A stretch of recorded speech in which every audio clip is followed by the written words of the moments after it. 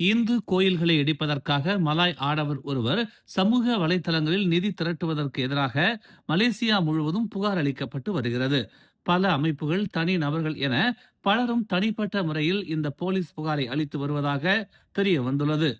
இந்த முன்னெடுப்பை தீவிரப்படுத்துவதற்காக அரசியல் வேற்றுமைகளை ஓரம் கட்டி வைத்துவிட்டு டாஸ்க் போர்ஸ் ஹிந்து டெம்பிள்ஸ் எனும் புலனக்குழு அமைக்கப்பட்டு தமீம் தாரி எனும் ஆடவருக்கு எதிராக காவல் நிலையங்களில் புகார் அளிக்கப்பட்டு வருகிறது. கிள்ளான், ஸ்ரம்பான், ஈப்போ, ஸ்கூடாய், மலாக்கா ஆகிய காவல் நிலையங்களில் இந்த புகார்களை பொதுமக்கள் அளித்து வருகின்றனர். இந்து கோயில்கள் குறித்தான அடிப்படை புரிதல் இல்லாத ஒரு சில தனிநபர்கள் முன்னெடுக்கும் இப்படியான செயல்களால் நாட்டின் அமைதி பாதிக்கப்படும் என்கிற நோக்கத்துடன் இந்த போலீஸ் புகார்கள் அமைய வேண்டும் என்று டாஸ்க் போர்ஸ் ஹிந்து டெம்பிள்ஸ் நிர்வாகிகள் கேட்டுக் கொண்டுள்ளனர்.